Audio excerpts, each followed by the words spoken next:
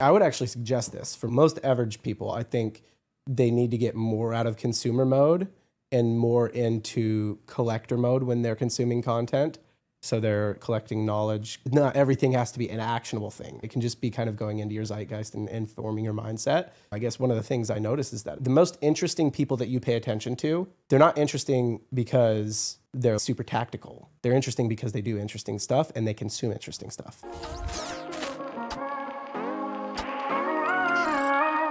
John Coyle is the head of professional services at Coyle, a rapidly growing e-commerce infrastructure startup building the operating system for Shopify brands.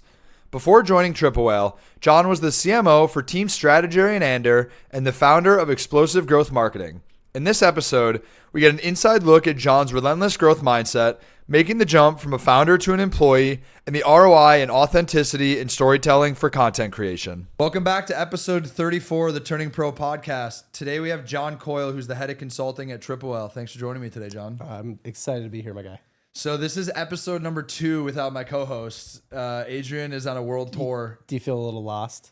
The first one was like, it was weird for me because when you learn how to work off of a co-host, it's very different than running a conversation by yourself. Yeah. Because if you stop an answer, it's on me to keep the conversation going, or else like you're just going to sit in silence. You're like, shit, I wasn't ready. Yeah. I don't, actually, can I swear? Yeah. Exactly. Yeah, you can swear. Okay. Where there's no filters on this podcast. Yeah. You're like, I wasn't ready. What were you saying? Say it but again. I told Adrian, I'm like, I'm not slowing down on filming, so I'm having fun with it. And he's like, it's great. When I'm back, we'll just keep going. So we'll see how it goes. Yeah, you guys are smart too because you do the batch recordings. So like, if he's back for a weekend or whatever, you can do like 3 or 4 episodes. You know what's funny about that? Actually, when we first started doing that, I used to change my outfit every episode. Because I'm like this, like when I first started, like the first 2 or 3 days. I don't want people to know it was on the same day. I was like, this is so weird that you just like watch episodes week after week and I have the same shirt on. And then after like 2 times, I'm like, what am I doing? Like, who cares? I said, if someone actually went so far to notice, I'd be like, you're a super fan. Like whatever I do with this podcast ecosystem, like you're coming with me. Yeah, exactly. So I don't do You'd that be like, anymore. I'll give you the behind the scenes, man. Like I just do them all at once. Exactly. Or you could always go with like the decision fatigue angle. You know what I mean? Yeah. It's like well, my closet's all the same stuff because I'm like Steve Jobs. 1 color shirt, 5 of them. That's it. That's it. But maybe let's start with 2 things. Maybe give people listening a little bit of background about yourself. And then I think the second thing, we should obviously highlight like why you were in New York all week. Yeah, for sure. So I, back in 2016, I was working at this agency, working at a marketing agency, had 1 kid, had another kid on the way. My wife was pregnant with her second. She's in school. She's not working. I'm the sole income provider. And my boss calls me or texts me actually and says, hey, can you come in 9 a.m. Friday for a meeting? This is Thursday evening. I'm like, sure. Side note, if somebody asks you Thursday evening for a 9 a.m. like meeting on Friday, it's not good. They don't have anything good to say.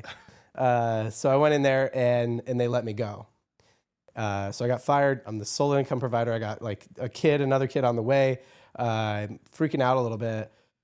But I went to the parking lot and I'd been building some skills, right? So I could do some marketing, I could do some media buying. I was a decent copywriter and I'd been meeting people, right? Going to events and just sort of networking.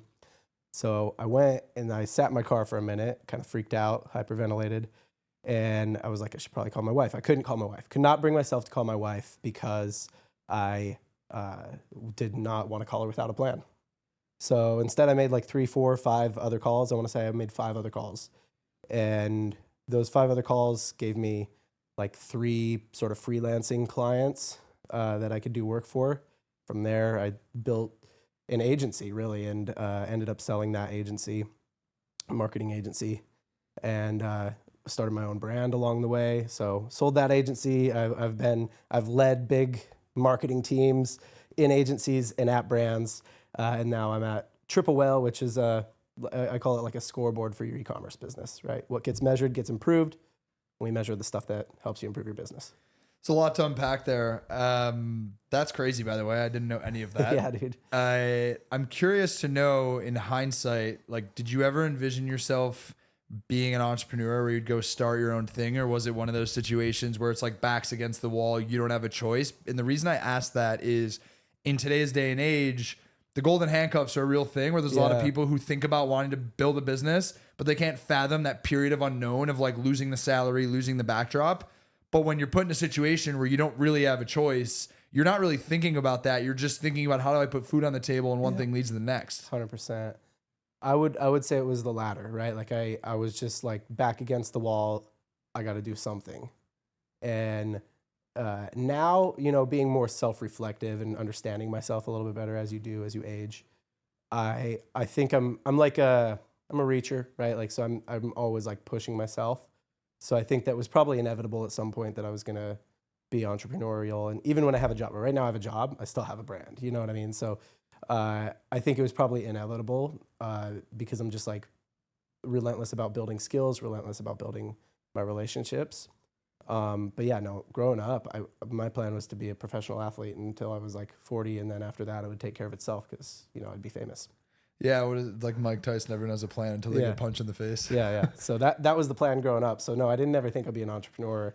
But I mean, I called myself like a reluctant entrepreneur because it's like I gotta put food on the table, Can you speak a little bit to maybe like the mindset or the ability to try to still have some level of work-life balance, or just your approach to building that? And the reason I'm asking you that is because I'm an entrepreneur, but it was an intentional decision to like take the jump, leave behind the cushy job and do it, not like back against the wall. So I want to hear from your perspective, maybe what you think the differences were in hindsight, given that it was more of like, I don't have a choice situation. I think balance. So I remember I got those first few freelancing clients, and then I drove over and told my wife. She was on campus and she was like studying or whatever. I went and told her, and I remember being like, there was a point at which I had these 3 and I'd maybe gotten another, and I was like, yeah, we got kids, and if I take on more, I don't know if how much time I'm going to be really busy. And she kind of just said like, I think you got to take on whoever will give you money right now. Cause you don't know, right? Like you don't know if somebody's going to drop you or whatever. And I think balance is an interesting thing. Cause one, I think I'm very, very bad at it. If you ask my wife, I don't think she would say I'm good at it. So I don't know if I'm like an expert here, but I think it really comes down to who are the people that you're balancing for, and how do they feel about what you're doing? And do you care? So if you don't really care what anyone else thinks, that's sort of the Alex Hormozy model. Like, give a shit what anybody thinks. Then you do whatever you want. If you want to work all the time, work all the time. If you care about spending time with your kids or spending time with your significant other and stuff or something like that, then it comes down to what does that mean to them? What does that mean to you? Am I satisfied spending 2 hours a week watching a movie? But she's like, no, I want to spend time together every evening, right? Then you're not really meeting each other's needs in the relationship. So I think it's just like having relationships that work.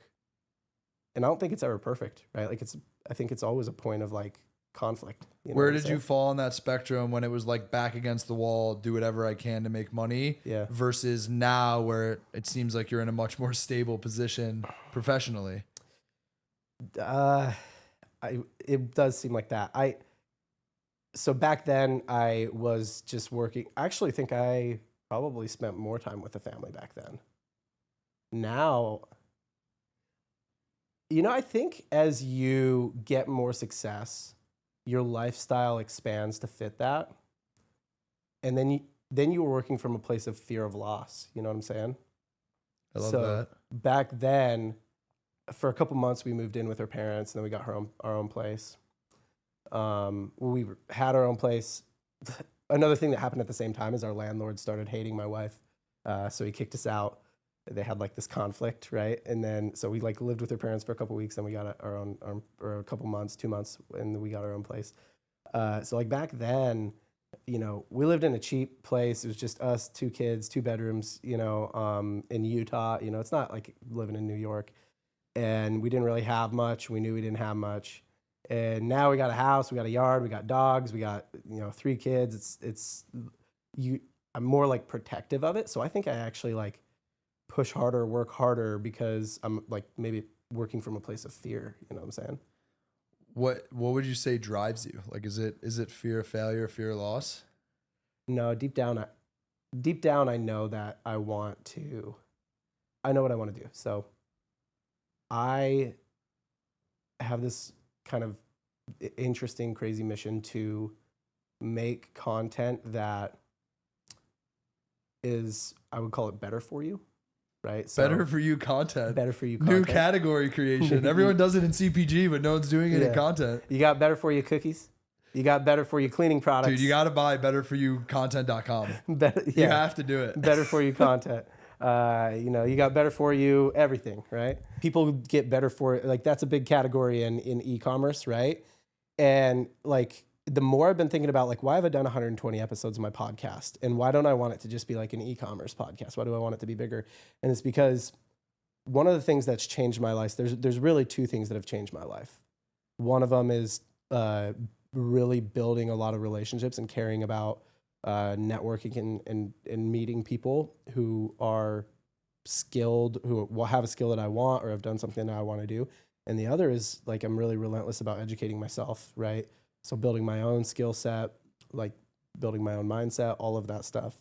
So as my content consumption has been more like learning, like I consume content about learning, about, improving, whether it's like something specific like a skill or just myself in general, listening to podcasts like this one. That's been a huge life-changing thing for me. And I think it can be for kind of everybody. Like, it just changes how you look at the world and how you see what's possible. The problem is, it's like vegetables, right? Like good content that's like good for you, makes you feel good. That's like carrots. Like watching reality TV, that's like eating pizza, right? Like if you could just eat pizza and not be fat, you do it. There'd be a reason people eat carrots, kind of because they have to. There's a whole industry that exists around like making carrots taste better by dipping them, right? So I think that I have this vision that, like, in order to make better for you content that people will actually consume, like, you got to dip that bitch in some ranch. You know what I mean? It's got to be somewhat entertaining, or, it can't just be like, oh, let me watch this podcast where I'm going to, learn about something. Like, there's got to be a story. There's got to be some form of entertainment there. You see that with Shark Tank or with, some of these shows like The Profit and stuff that people actually watch.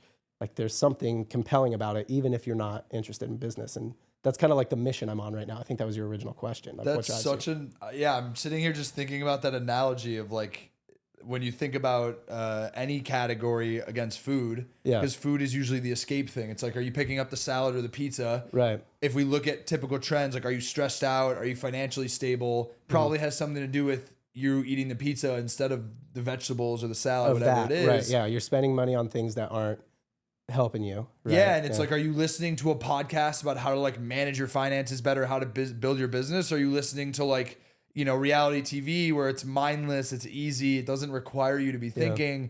How do you marry those two in a way where it's not like over-indexed one way or the other? Yeah. Where you still feel like it's negative. Yeah. And don't get me wrong, there's plenty of stuff that I just like chill with. You know what I mean? End of the day, I need to unwind, need to watch something brainless. I'm not against that. But if you think about that from a mission perspective, you and I know a lot of people who consume, like, better for them content because those are the circles we run in. I consume a lot of better for me content. You probably do as well.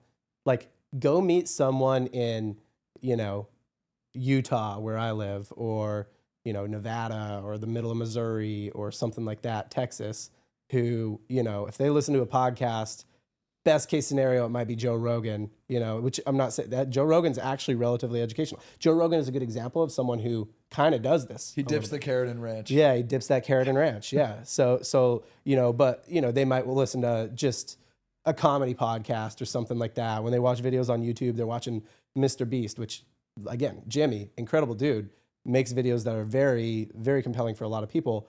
They're not, like, better for you. Like, they're just entertaining, right? Yeah. Or they watch reality TV, or they watch sitcoms or whatever. Like, that's the regular. That's like the average everyday person, right? So if you think about that mission of, like, no, those people, I want them to be consuming better for you content.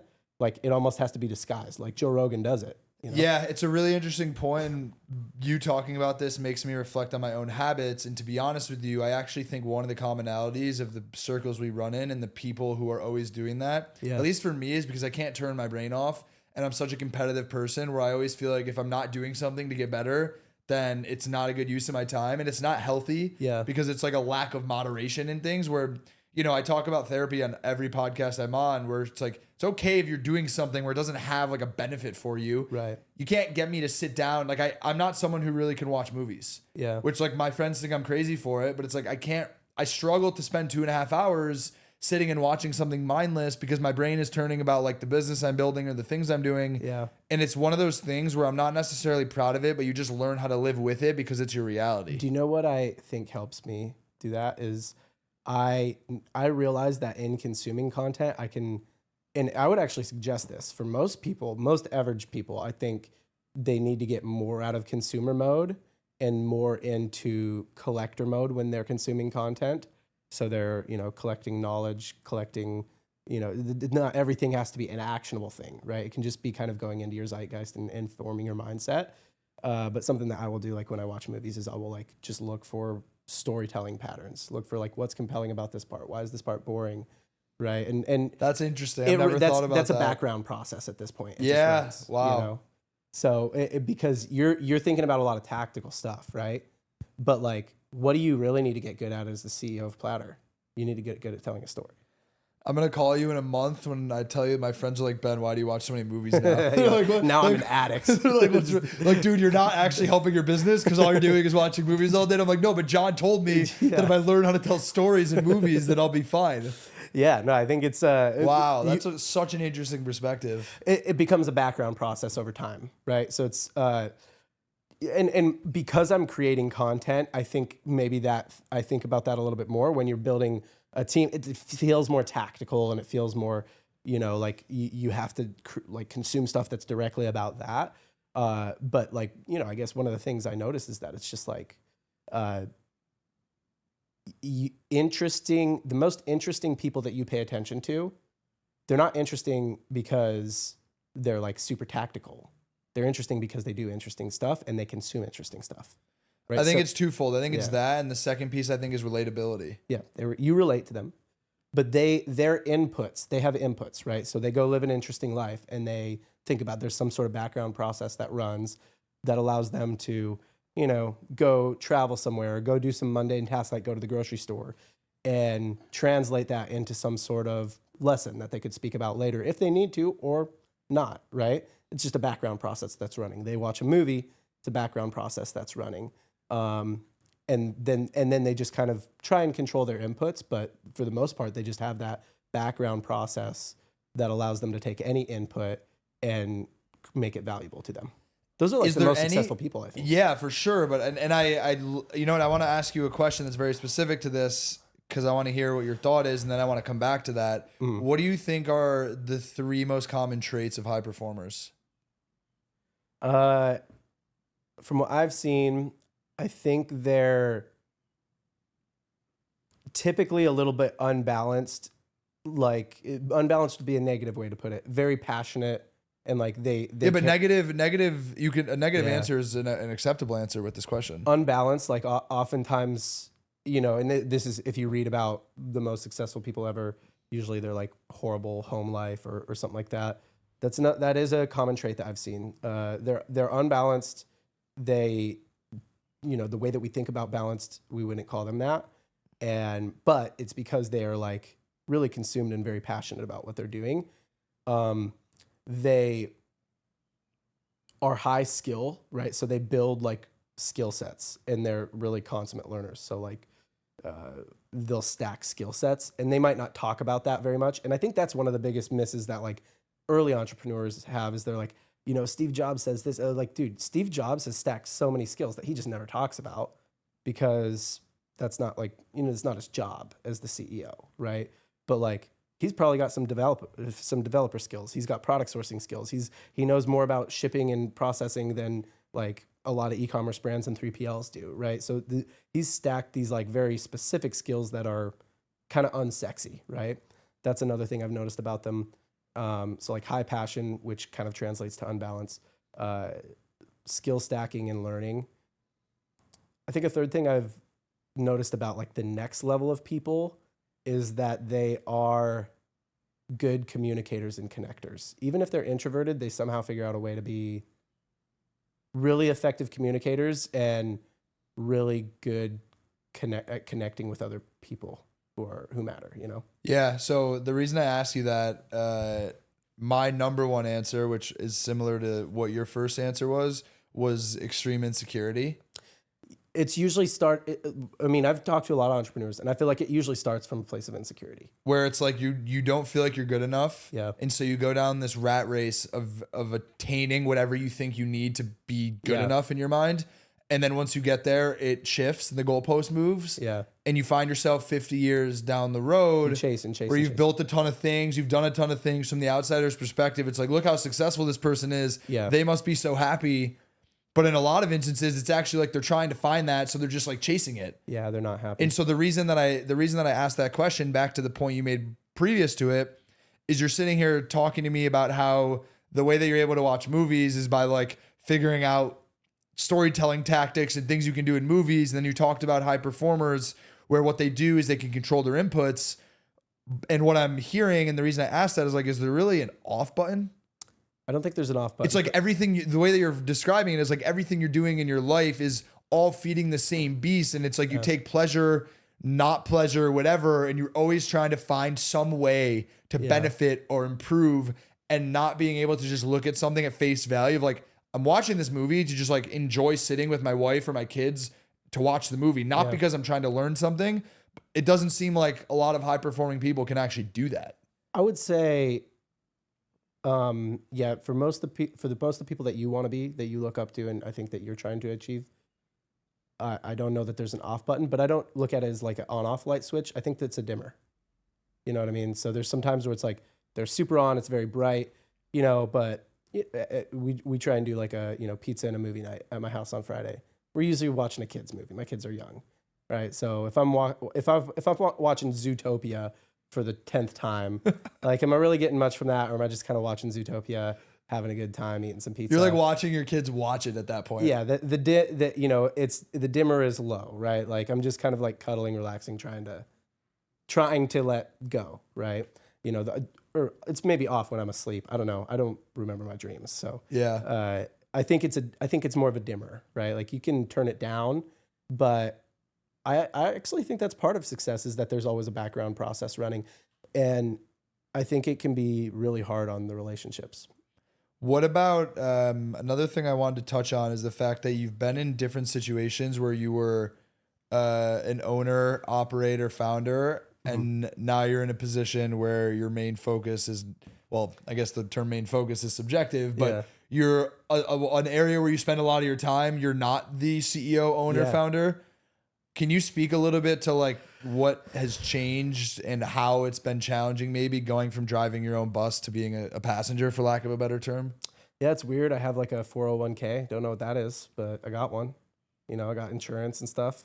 Insurance and stuff. Yeah. I had to fill out paperwork, and I don't know. It's like Triple Whale. I wouldn't have taken very many like W-2 jobs where I'm like an employee. So I'll start there and say that joining Triple Whale is one of the few companies I would have joined, and having the position of head of consulting. So I'm literally in charge of consulting and coaching e-commerce brands on how to grow better. That's like one of the few jobs I would take. So it's kind of a sick job. It is. I think it's the best job in e-commerce. Like I don't think I'd want to start another agency. You know, being in-house could be fun, but it's super stressful as well. Like you're riding it all on that one brand. Something like tech-enabled, like what you're doing, is interesting for sure. But yeah, I mean, I joined a tech company, right? I joined a tech company as a service. So it's very similar to what you're doing, right? Put it this way, like there's absolutely a position for the role you're doing in like the version of Platter that's like 18 months down the line. Right. Yeah. Because you guys are still servicing clients, but you're using some tech that you're building to do it. Triple Whale is just more built out on the tech side, but you know, and then they're bringing in the service side later. I guess what I'm saying is we have the services piece, but it's more like a very small team managing the full portfolio of clients, and it's not like we're at the same scale where you would be, because you sit with a full calendar every day of internal customers at Triple Whale. Like we just don't even have enough customers today to make that the situation. That's a big time blessing too, is that it's, I do have to fill my like it doesn't just fill naturally. So I gotta hustle to fill my calendar. And so, I mean, I will say the stressful part of it, the revenue that I'm supposed to get it to and in the time that I'm supposed to get it there is pretty insane. I'm supposed to like basically 6x the revenue within a 3 to 4 month time span of how long have you been in that professional role? services? 3 to 4 months from now. So they told you, okay, so basically you're supposed to 6x within 1 year, give or take 6x from where we are now in another 3 to 4 months. Oh, so they decided so I've probably already doubled or maybe tripled it. So there's a little bit of a ramp period, learning, figuring things out. So that's another thing is like, I mean, you asked about like being at a company. Like, it's really weird for me to like sit down at my desk and be like, oh, I have a question. I don't even know. Not only do I not know the answer to this question, I don't even know who I'm supposed to ask, right? Like, I got to ask someone who to ask. Like, that's a very strange thing to experience as like someone who's been driving the bus for a few. I'm like, if I don't know the answer, then I know exactly who to ask. And if one of us doesn't know, then nobody knows. So that's a little bit different. Being in an organization with a lot of people is really different. Triple Whale is a great organization. People are ambitious there. People are working super hard. There's other people who care about content. Part of the reason they brought me on is because they care about content. So they're sort of aligned with my vision. I'm all in on content for what it's worth. Like I believe in SaaS companies leaning into it. Yes. And I think, if I look at SaaS companies that do it really well, HubSpot obviously comes top of mind. I think Triple Whale is up there as well. It's one of the few reasons I would have, it's a company I'd join. But yeah, I mean, there's a stressful part of it too, is that I'm supposed to accelerate the revenue of that department at a very rapid pace. And that calendar doesn't fill naturally. So I'm doing a lot of outreach to current clients, like it's not cold, but a lot of outreach to current clients, a lot of like, I'll just like look at the calendar of our customer success people and I'll just like spy on all their calendars. And if I have a gap, I'll be like, let me get on that call. Let me get on that call. Let me get on that call. And then I'll try and be booking calls with their customers and stuff. So it's a lot of hand-to-hand combat at the moment, a lot like a startup would be. Yeah. What about, you have a couple different things going on away from Tripwell. You got the podcast, newsletter. Yep. Got the newsletter as well. You said you also have a brand. Yeah, the brand I definitely had to pull back on when I joined Triple Whale. So it's a e-comm brand. I mean, I can share the niche, but it's a niche that has been politicized, which I'm not necessarily saying I align with politically or not, but it's in a niche that's been politicized, so I don't usually say what it is publicly. Yeah. But it does 3 million, 4 million a year, but it's really good profit margins. It's a lifestyle thing for myself and the other co-founders. At this point, I'm kind of rolling out new creative tests and still working in the ad account, rolling out new creative tests, optimizing the ad account a couple times a week. What drives you? Like, where do you find fulfillment? Because you're doing so many different things. I'm curious, like, what do you wake up excited about? It's the content. So, I mean, that I've really realized that's the mission and that's what I want. And honestly, Triple Whale provides me a vehicle to do a bunch of interesting stuff and be around a bunch of interesting people. So even if let's say the podcast got huge, that's my dream, right? I might still work at Triple Whale just because of the sort of access it gives me. But yeah, at the end of the day, it is the content. And, so a lot of what I'm doing, like if my brand, like my e-commerce brand, there's not really any mission there. It's for money. My life's gotten pretty expensive at this point. Yeah, there's nothing wrong with it being for money. Yeah. Being honest with yourself about it. I think labeling things like that is helpful though. Like not everything has to be a mission. Sometimes it's just for money. And don't lie to yourself about it, I think is the more important takeaway from it. Yeah, for sure. Okay, so let's talk about the content piece because you're one of very few people that have come on Turning Pro that also has a podcast. Oh. I love these conversations because you're having conversations with people who also have done a lot of practice of having conversations. As silly as it sounds, there's something to be said to speak with someone who understands what it means to be on both sides of the table, because you also can very easily delineate between those conversations and ones with people who are like new to this world. Yeah. And the reason I say that is because the first time I ever interviewed, first couple interviews, I was like, oh my God, this is definitely not what I thought it was when you're just like watching it on YouTube or Apple. Right. Like it takes a little bit of repetition. Well, to do it well. Can I break that down for you? Yeah, of course. Tell me some of your favorite pods that you watch on YouTube. I mean, Diary of a CEO, Dude, I think Diary of a CEO classic. was the first one that Love I it. said. Yeah. I can tell you the thing that I'm still trying to figure out, and I don't know what else you were trying to get at, but if you can help me answer this question, then I'll be happy. That man's ability to just extract emotion from his guests. Incredible stories from his guests. It's almost like it's fake. I'm like, there's no way that every third guest is crying on this podcast. Like, how is he doing this? Most people are very bad at telling their own story and the story of their company. And the thing that they do the most is they de-emphasize the lows. So I'll give you an example. My dad and mom got divorced when I was a kid. A lot of kids, dad and moms got divorced when they were kids. It's like 50% of kids that are my age, right? And it's only climbing. Yeah. And it's no big deal, right? Like and when people ask like, was that really hard? Honestly, like not that hard. Like I don't think it's like a big like therapy issue holding me back. Why did they get divorced though? My dad was physically abusive. I think a lot of people would downplay that because the way that he was physically abusive wasn't like we were covered in bruises. You know what I mean? Like he'd push us, he'd maybe throw me. I was a little kid, right? He'd throw me. I don't know that either of us got really seriously injured, but it was escalating.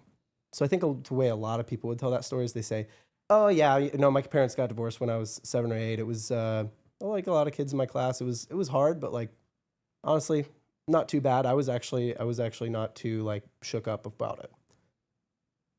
That's de-emphasizing the low. That's what a lot of people do. And so I think that the people who are on Diary of a CEO, especially, that's like a great example of this.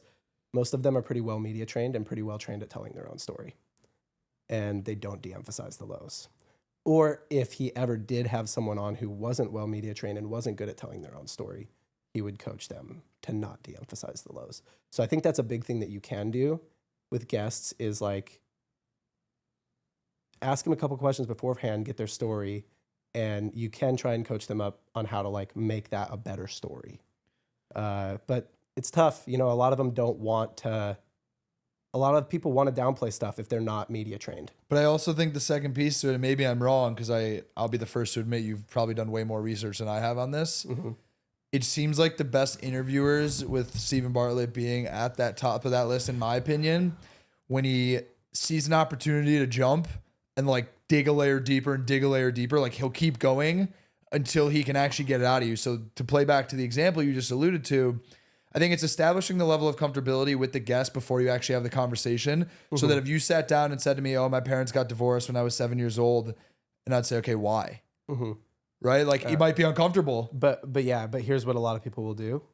If you ask me why, I'd be like, I don't know, probably because I struck out in my little league game. You know what I mean? If I would have gotten that hit, my dad wouldn't have left. You know what I'm saying? They kept saying it wasn't my fault, but like they said it so many times, I feel like it's got to be my fault, right? Like I would joke. And I would deflect. So that's what a lot of people will do. They'll deflect, or they'll be like, I don't know. I think some people are just incompatible. I was a kid. I don't really know. They won't like give you an avenue to go deeper. But how much, I guess, of the conversation is pre-work from his perspective and his team's perspective to basically like inform someone that, hey, we're going to lean into the lows and you need to know coming into this conversation that you have to be willing to just like open up the book. Because if you just come in and give me surface level answers, this episode's not even going to get aired 100%. Because we're not going to get what we want out of it. That's what it is. They got to know. They got to know that they're going to have to peel the onion, and they're going to have to like not de-emphasize the lows. They're going to have to talk about it. And I mean, Diary of a CEO is so big at this point that you're willing to do that. Well, that's my question for you actually is like, but when you have a small pod, not a lot of, you might miss guests that you really want because they're like, no, I don't really want to talk about like that. Yeah. So I guess like asking that question selfishly, yeah. Right now I would say it's not so much that our pods are surface level. I would say they're very specific to like action oriented ideas around business and like aspiring entrepreneurs who are, like hearing little stories like what you talked about with your back against the wall and how you think about compartmentalizing, Yeah. That is like helpful, but that's not necessarily going into it's the not like actionable. Why your parents got divorced. Yeah. And so I guess all of that to say, I'm curious what your advice would be to someone who's building a podcast of like, how do you think about that natural evolution over the course of stacking more episodes and then trying to get deeper, trying to get more like emotional and starting to really pull those things out of someone? It's a good question. So This is why I was kind of asking you the other day off camera, like, what do you want it to be? And you're like, right now I'm just chasing my curiosity. That's great. It's kind of what Tim Ferriss does. But as you get around, for me, is I got 50. That's what I started out doing too. I don't care how the conversation goes. You know, if I'm curious about the tactics you use, I'm going to ask those questions. If you say something and I think that's just interesting, I'm just going to chase my curiosity. As you get more episodes in, you start to ask yourself, like, am I doing here? Do I want the views? And I've already told you what my mission is. So I want the views, of course, you know, like, and I don't even mean that in a vain way. That serves my mission. If you want the views, then it can't be just like a tactical marketing podcast, you know, or a tactical bootstrap startup podcast. If you want it to be a tactical bootstrap startup or tactical marketing thing, then the main way it's going to grow is as you grow within that little niche, right? And that the reason I know is because ModCom at one point, my podcast, Modern Commerce, at one point got pretty, I think I got like 50,000, 30, I was doing 30,000, 50,000 downloads a month. And it was just like this e-commerce marketing podcast. And then you're kind of, you know, limited by whatever that niche is. So if you ultimately want to like broaden and get more views from anybody, not just people who are like in that, right? Like people who are agency marketers or, you know, startup marketers or something like that, then you have to consciously make the decision to start telling stories, start, you know, being more, having the conversations be more broad, but then somehow get tactics into there. That's where I am right now. It's very hard to not sort of betray my initial audience that liked the tactical conversations, but still have a broad conversation that would be interesting to anybody. It's really a challenge. It's an interesting internal thought process for myself because I think that the Turning Pro podcast serves an amazing purpose for what I'm doing professionally. But I've also learned through doing it that I actually find so much fulfillment in having conversations with interesting people because I'm such a curious person. And I've also been told candidly by a lot of people who are like, you are meant to be doing this. Like you just, it feels natural. It looks natural. It seems like you're really enjoying it. Yeah. So in a lot of sense, one of the things I think about is like, is there a world in a future state where I have like, you know, I don't think this is a today thing, but it's like the Ben Sharf show where that's actually just me, you know, doing like the Stephen Bartlett thing where it's like talk to really interesting people about very deep things that you're curious about. But you've already made it in business where like, you don't have to go like build, because you already built the company. You already did the thing. Yeah. I mean, dude, that's, I don't know if I have the answer, but I can tell you all the things I've thought about there. You know what I mean?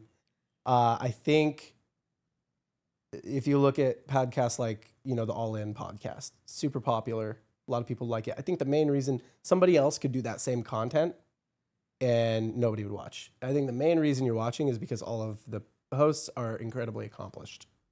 So when they talk about current events and their thoughts on current events, you want to know what they have to say, right? Stephen Bartlett, it's like this very hard-hitting emotional thing. He knows that's what he wants to do, and he knows that's what he's going to do. And if you are someone who just doesn't have a compelling story or are not able to make your story maybe a little more dramatic and compelling than it actually is, you're not going to go on Diary of a CEO as it grows, right? So at first, maybe you're getting whatever guests you can, but as it grows, he's going to say no to more guests that are not going to fit that from a content perspective. Then you look at like a My First Million or something like that. Same kind of thing. As they've grown, their whole thing is like, we're just going to, it's kind of a beer drinking entrepreneurship thing where we're going to, you know, find random crazy businesses, random crazy stories. We're going to laugh a little bit. We're going to chat a little bit. You know, early on, their bar for a guest was not low because they were already pretty successful, but it's gotten way higher, right? Like you've got to have a great personality or a great story or a great something. So I think that's really what it ends up being. Like if you ever have the Ben Sharf show, you're not going to have John Coyle in his current state on. You know what I mean? You're not going to have, you would have more people like your roommate, Zach, who's already more established and is, I won't say media trained, but has learned to tell his story in a compelling way, hard-hitting way. Yeah. That makes a ton of sense. I'm just like sitting here processing, thinking about it in real time. Yeah. And just to be clear, I haven't cracked this. No, totally. But thoughts. I think it's also relative to where you are in your life Because to be honest with you, I have a couple friends who've done it where the podcast was like the first thing they did before they like made it professionally. And they've actually pulled it off in a way that's like amazing. Yeah. But I just know that like that was like a 5-6 year, like we could talk about it offline who it is. I'm not gonna name names, but it's like a 5-6 year journey to get to that point because they didn't have a pedigree, but then they became someone who's a good interviewer who just had the gift of gab that could get the right people into their ecosystem to come on the show, which is an amazing networking ploy in addition. But it's definitely something that I think about. It's not a now thing for sure. Yeah. But that's why I'm also enjoying having conversations like this that like kind of help guide me as I'm growing in my own journey. Yeah, I think you can chase your curiosity, and the nice thing about yours that's maybe a little different than mine is you've already positioned it more broadly, calling it the Turning Pro podcast. I mean, if you listen to the first 30 episodes, it's not like you guys are talking about incredibly tactical stuff every time. You're talking about self-development, talking about what's going on in your life. So in a sense, it's kind of like a more casual version of what could be a Stephen Bartlett, right? Like, maybe not every conversation gets deep and emotional, but it is just like a real sort of conversational thing. I would compare it to something kind of Tim Ferriss-y, right? Kind of yeah, like Tim and Ferriss. you asked the question like, okay, let's see what it looks like when you've done 500 episodes, right? Like I'm a believer that with most content creators, especially, that those that fail, it's because they can't stay in the game long enough. I mean, right? How many podcasters do you know that are on episode 1,000 that actually don't get anyone listening? You might know some. It's a good example. I don't know that I can think of an example off the top of my head, other than maybe something that's a micro podcast where they post something small daily or something like that. I could see that happening. But yeah, I guess there's let me rephrase because that's a good point. There's an element of time associated with it. Like if I just sat down today and filmed 1,000 10-minute episodes, I mean, I actually like if you post those every day, every week, like who actually knows? Might work. But I'm more sort of trying to draw from this idea that like if you really want to be a content, like Zach is a great example. You just got to do it. People don't understand that Zach has not missed a day of posting content for like 5 years. Yep. And he had like 150,000 followers last year. He's now at 1.5 million. Yeah. It's the overnight success that took 5 years to get to. I think it is, we're really good at understanding this in other areas. So you've gotten into running recently.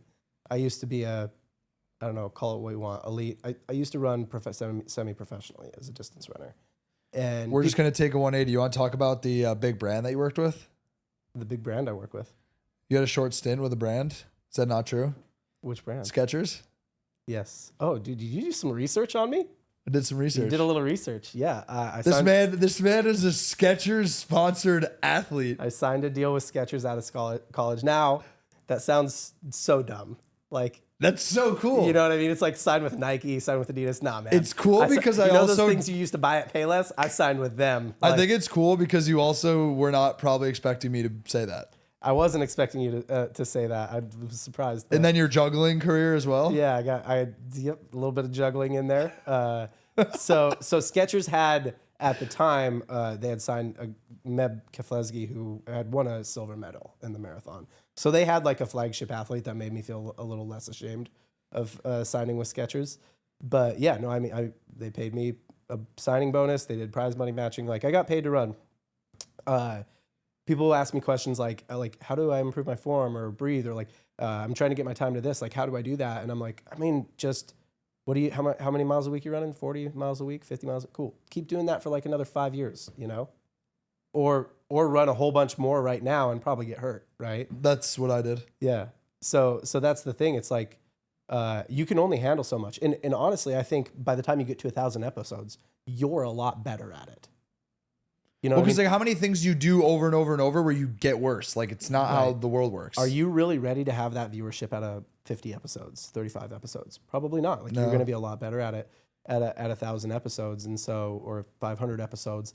I think it's the same thing with running. Like you can only run so many miles a week because your body's only there, and we're willing to accept that in running. Like nobody thinks like, how do I get from a 3:15 marathon down to a 2:15 marathon this year? Like everybody knows that's going to take years, right? Because you're going to have to build and build and build and build and build. So I think it's like, a long enough time horizon makes kind of anything possible, right? Do you still run? No. It's very depressing to know that you'll only ever get worse at something. Like Well, really? well, Like, well, it you know, depends. like, do you still play hockey? Well, and like we just literally contradicted ourselves in the last 2 seconds, Uh-huh. where I'm like, if you do something 1,000 times, you're obviously only going to get better. Yeah, but then the exception to that is if you're doing something competitively or professionally, or it's your life's work, and then you stop doing it. The exception to that is things where you use your body because your body gets older. Yeah, that's fair. So yeah, athletics, usually you reach a peak and then you won't ever get better. Do you ever have the urge to put running shoes back on, or not even I got slightly? some running shoes on right now. Well, dude. you actually go outside and run though. Got some Hokas on. You know, that's my limit. I put them on. I was gonna say you cut me off where you didn't let me say put on the shoes and run. Yeah, I'll usually go on. You know, if you were to average out my mileage over the last year, you know, I might be hitting 4 or 5 miles a week. Like, so I'll go for a run every few weeks. It's more than the amount of time I spend on the ice. I'll tell you that for free. Yeah, well, that's it, right? Because it's like, I don't want to just get worse at this forever. So I like to play basketball now. That's kind of my thing. I lift a little bit. I box now. That's my new activity. Yeah, well, and what's fun about that? Like, you get to get better at it. Yeah, because I sucked at it when I started. So bad at it, right? Like, it's such a technical thing too. I know. I was like, oh, this is fine. I've been in a couple fights in hockey. Like, I'm sure I'll be good at boxing. Put on the gloves. Like, oh my God, I feel like I'm... You're like, dude, can we put on some ice skates? I feel like I'd do so much better if we could put on some ice skates. Literally, yeah. Anyways, one question that I want to ask you. So the reason that the podcast is called Turning Pro, which you've listened to a couple episodes, so you probably know this. What have been the biggest turning pro moments in your life where you feel like it was just time to take things to the next level? I think the one I said earlier, where I went and got my own money for my own self as like a contractor, freelancer. And I did that by just like making some calls. And it's like, oh, that's like, I just sold into my own service. I don't know that I saw myself as a business owner yet, but I think that was like a big moment. Like that's like the threshold or the peak that, like, you know, before that I was just maybe a guy who could do something on the side of his job. And after that, it was like, I can just have this be the job, just me. So that was a big moment. Some of them were interesting because I knew I was going to become a professional runner after college. But I think part of the reason I signed with Skechers, because I could have stayed more of a free agent and just worn whatever I want. And it wouldn't financially have made that much of a difference. It made a little difference, but not a lot. But part of the reason I signed with Skechers is because they gave me a signing bonus. It was $1,000. They gave me $1,000 signing bonus. And I think just the mental aspect of like signing, having to wear their stuff, being contractually obligated to them, and getting paid to sign the contract, like made me feel like a pro. So I think there's sometimes it's like you got to like do a thing where you're like, you know, I'm just going to collect some money for that so that I feel like I'm a professional at it, right? The first person which was Triple Whale, actually offered me a sponsorship for my podcast. I still would not say I'm like that professional as a podcaster, but that was the first time I was like, media can be the job. You know, we've never asked anyone to sponsor a Turning Pro. Yeah. So he was looking. I think at first, a lot of times it comes inbound, or somebody's like, oh, I'm looking for good pods, and maybe somebody tags you. We just started the conversations like a couple weeks ago. And we're now exploring it, but to date, there was never anything. But that's super cool. Yeah. Yeah, I think that's a big one, right? It's like you're not making anything serious, Of course. but it shows you anything, I think, where you collect money for a thing you're doing, right? And you're like, oh, this can be the thing. Like, that's literally what professional means. Yeah, someone's paying you to do something. It's true. Yeah. This has been awesome. I think there's probably people listening who thought we were going to sit here and nerd out about e-comm. You probably thought that too. I didn't know what you were going to ask. I've listened to a few episodes, and I know you don't always go, like, sometimes you guys just talk. Because I chase my curiosities. That's the honest truth. And I think some listeners will appreciate that and some won't, because they're like, I want to get the same commonalities all the time. I think given the fact that we do both operate in the same ecosystem, would love to finish this out with maybe a couple like bold predictions that you have just in the landscape of e-comm in the Shopify world in this year. I know you and your team, you guys seem to think that 2024 is going to be one of the bigger years in e-comm in a while. Yeah, you're setting up the Triple Whale pitch, huh? Triple Whale's not even sponsoring this, man. Like, no, I know. Thanks. It's true. Okay, so I mean, I'm gonna send him an invoice after. We just go ahead.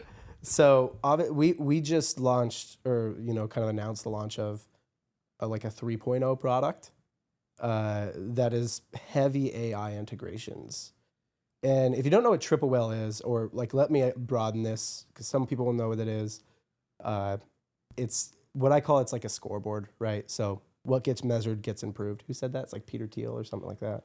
One of those guys. One of those tech guys. One of those guys. One of those tech guys. Someone on the All In Pod, probably. Yeah, probably. What gets measured gets improved. So I think about things in sports analogies a lot, right? Like, what do we measure? We measure stats. Where do we measure them? Usually on a scoreboard or in a book, right? Triple whale is just the scoreboard for your business. So the things that matter, the points, assists, whatever, that's where it gets measured. Where do your sales come from? That's where triple whale measures it. What is your profit level? What channels are a waste of money? What channels are good money? What's your lifetime value? We measure all that stuff, and that's the stuff that matters to your business. And that's what it is right now. What that's missing is really what my team fills in a lot of the time is, okay, that's great information. What do I do with that?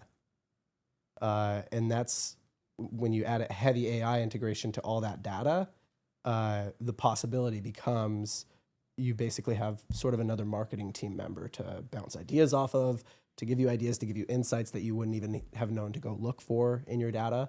So I think that's exciting, but I think I have some other like more broad predictions as well. Hit me. For e-commerce. Okay, so I get on a lot of calls every week.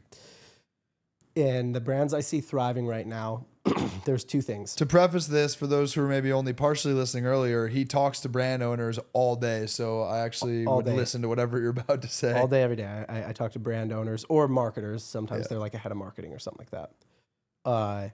The brands that are doing really well, I've noticed, have really high repeat customer volume. And that's not a new thing, but here's why I think it is. I think that they are able to make it about something bigger and more broadly interesting, right? So it's one thing to sell this wallet, right?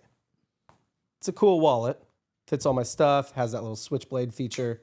They've been a client of mine before. I think they're on Triple Whale. I can't remember, but which one it's is that? One thing to sell it. It's Extra, I guess.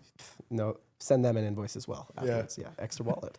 Plugging everyone to our millions of viewers. Yeah. So that's Extra. It's one thing to sell that wallet. It's cool. It's flashy. I mean, maybe you can tie some status into that, but all of that is still like individual benefit driven. Even if you can tie status into it, which is good. That is what you should do with your marketing. Is if you're selling a luxury product, you should like communicate the status of it.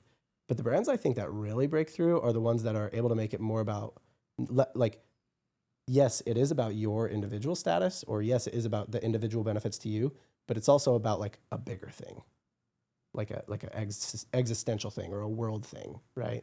So, example is like a brand that I've talked to on this podcast recently. They have a natural men's skincare brand. So I could focus on the benefits of you, like you're gonna look hot, girl won't be able to keep her hands off of you, or I could say, hey, I think there's this problem in the world where like men have two choices. They can use the 5-in-1 skincare thing that's gonna moisturize, body wash, face wash, shampoo, conditioner, oil change, lube, all of it. It's all there in there. Yeah, so they can use that, which is full of chemicals and poison, and they can rub that poison all over their skin, or they can look old and weathered. But there's no other option. How do I know? This is the founder. I'm playing the founder here. How do I know that? Because I wanted to look hot, so I used that, and I got cancer at age 27. Right? Like, he's able to make it about something bigger. Right? So I can say, hey, you want to look hot? You want your girl not to keep, she can't keep her hands off of you? And that's usually how you're going to get that first customer. Right? It's like, yeah, I want my girl to want me. Right? But then you make it about something bigger. Like, hey, men don't actually have an option. Women do, because it's a big industry. But for men, we can use the 5-in-1 from Jiffy Lube, or we can use nothing, and there's no other option. So then it becomes more about like, yeah, that's wrong, right? And you get on board with the cause. So I'm not like big on like cause driven, like we donate and stuff like that. I'm saying like, no, when you make the first sale, you still have to make it about that individual customer. But then can you make it about like a bigger story after that? Yeah. And coming back to what we were talking about, like how well do people tell their stories? The story of themselves, the story of why this brand even exists. So that's one prediction. The brands that do that are the ones that are going to thrive, and that's what I see already. The other thing I see is ideation of creatives matters. So in e-commerce, we've done this thing for ads where we say, we got to test a bunch of ads. And so we create a system where we can source 100 ads a week. And they're basically all the same ad, but they're different variations. Or maybe they're like 4 different ads and 25 variations of each. And we're just like, the game is volume, just put the volume in there, because we're putting money behind it so it tests quickly. The brands that I see winning are the ones that are actually, but all the ideas are coming from one person in that kind of volume play. The brands I see winning are the ones that are like focusing on the ideation, and they have ideas coming from more than one person. And they might have, some creators sending them ads, and they're not even telling the creators what their best performing ads are. So those guys or girls are just coming up with their own ideas of like, all right, how would I sell this product? Right? And they might have a creative agency that's writing ideas, writing scripts. They might be doing it themselves internally. It's the Mr. Beast shift, right? So in Jimmy, in Mr. Beast's organization, he has a position called creative. It's the position he pays more for than any other position. Your whole job is to come up with video ideas. For the company that is the best in the world at coming up with video ideas, that's your job. And he hires a crew of people to do that. We don't do that in e-commerce. We optimize for the ideas don't matter. Just give me 100 creatives. So that's another thing I think is shifting, especially because AI will be able to give you the volume, but the ideation is still really important. Yeah. What about the consolidation of technologies? Consolidation of technologies. Oh yeah, that's shameless platter plug. Yeah. Also, Shopify stores way too many apps, slowing down their site. They're paying for shit they don't need. So they got to switch to platter. Obviously, can you release my family now? Yes, that's you're good. Right, you cool. can go now. Great. That should be the ending of the pod. Yeah. My family can go. Yeah, now you can look at the camera and let everyone know where they can find you. At John J.H. Coyle on all the socials. So at John J.H. Coyle on Twitter and LinkedIn is where I'm most active, but I post podcast clips on Instagram and stuff like that. You can plug your pod as well. Podcast is currently called Modern Commerce. I might rebrand it because I hate that name. So if you got any suggestions, hit me on socials. But actually, if you search on YouTube for John J.H. Coyle, that's where I post the pod. If you're searching on podcast apps like Spotify or whatever, then you got to look for Modern Commerce.